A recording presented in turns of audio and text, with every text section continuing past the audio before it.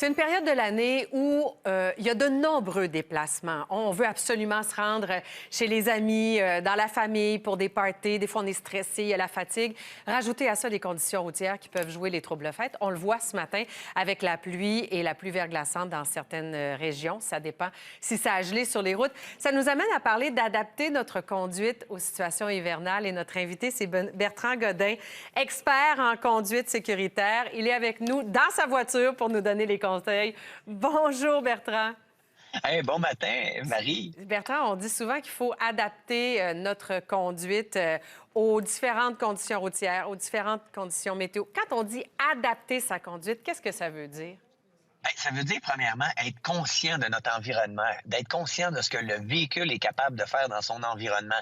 Parce que la voiture vous donne une performance, la route vous en donne aussi. Et c'est ça, lorsque la route se dégrade, souvent les gens, bien, il y a deux choses qui arrivent. Soit qu'ils vont surestimer les capacités de la voiture et d'autres vont la sous-estimer. Donc, pour être en sécurité, c'est vraiment d'être conscient. C'est pour ça qu'avec les changements de température que l'on a, ben ça change de minute en minute. Lorsqu'on va avoir de la pluie, là, c'est le danger d'aquaplanage. Donc, à ce moment-là, essayez d'être à côté de ce qu'on appelle les dallos, parce qu'il y a quand même des routes qui sont en très, très mauvais état, les nids de poules, ces choses-là. Donc, c'est pour ça, regarder loin et large pour anticiper tout ça. Et puis, ne pas surréagir lorsqu'il arrive une situation, parce que ça, on le voit souvent, les gens, lorsqu'ils se mettent à déraper, ben ils braquent le volant d'un coup. Et là, la voiture, bon, ben à ce moment-là, ils vont contrôler le dérapage, mais la voiture va repartir de plus belle sur l'autre côté. Donc, faites confiance à vos yeux. Et lorsque ça part en dérapage, ben regardez là où vous voulez diriger la voiture.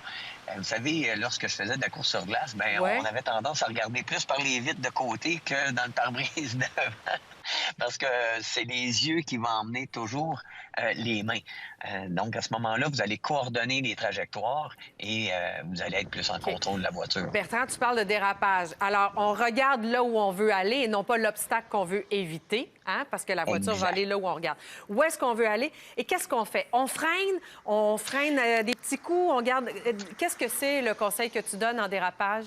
Ben, vous voyez sur la route qu'on voit actuellement à l'écran, ben, qu'on voyait avec la neige accumulée, Ouais. souvent, des fois, on va se retrouver avec plus d'adhérence sur la droite que sur la gauche. Et lorsque vous allez freiner, le transfert de masse vers l'avant va faire en sorte que, vu qu'il y en a plus, mettons, sur la droite, là où il y a de l'adhérence, ben, ça va faire en sorte de rendre la voiture instable. Souvent, les gens augmentent le freinage et ça augmente la perte de contrôle.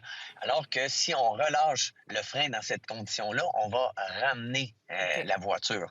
Donc, c'est pour ça, les freins, c'est pas à utiliser à toutes les sauces. Il faut savoir dynamiquement comment la voiture va se comporter et puis on apporte le facteur de correction tout simplement.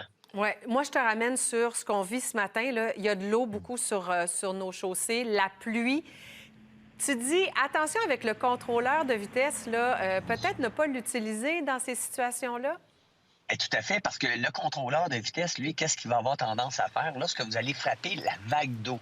Donc, il va y avoir ralentissement de la voiture. Et le système, lui, il est là pour compenser et faire en sorte de toujours réguler la vitesse. Donc, il va accélérer. Et dans une flaque d'eau, c'est vraiment pas l'option numéro 1. Donc, désengagez ce système de contrôleur de vitesse.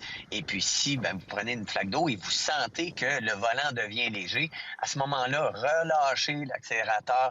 Essayez de faire un petit transfert de masse qui va faire en sorte que les pneus vont aller chercher un petit peu d'adhérence. C'est pour ça qu'adapter sa vitesse, c'est primordial parce que souvent, les gens, lorsqu'ils arrivent très, très rapidement, bien là, à ce moment-là, lorsqu'il y a plus d'adhérence, bien, même si tu lâches l'accélérateur ou tu freines un petit peu, bien, vu que le pneu ne touche pas, bien, il n'y aura pas de contrôle comme tel. Puis un rappel aussi hein, de notre responsabilité comme conducteur, là, réduire la vitesse. Mais tu as sûrement vu, tu es toujours très sensible à toutes ces histoires de conduite avec facultés affaiblies. Dans la nuit de vendredi à samedi, dans la grande région de Montréal, il y avait différents points de contrôle, mais il y a quand même 16 conducteurs qui ont été arrêtés parce qu'ils conduisaient avec les facultés affaiblies.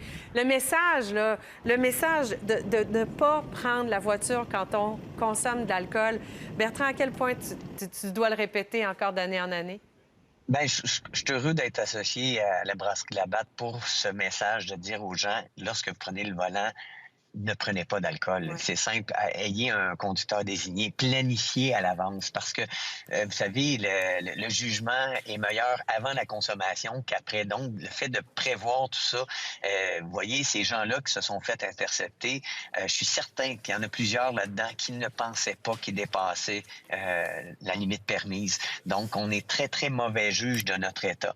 Et à ce moment-là, ben, c'est certain qu'un verre d'alcool mélangé à des médicaments, mélangé à de la fatigue et d'autres, oui, malheureusement, ça va affaiblir vos capacités visuelles de gestion d'attention et aussi de processus d'analyse. Donc, et on le sait avec les conditions routières qui changent, ben c'est primordial. Donc, c'est la raison pour laquelle on dit zéro alcool lorsqu'on prend le volant. Merci beaucoup, Bertrand, d'avoir été avec nous. Puis dans les suggestions cadeaux que tu fais pour les nouveaux conducteurs, un cours de conduite hivernale, c'est toujours apprécié. C'est vrai, hein? Oui. Ah oui, tout à fait. Bon, allez voir Claude Bourbonnais en donne, bec à glisse, Icar, ça vaut la peine, c'est un beau cadeau pour la sécurité. Salut, Bertrand. Merci.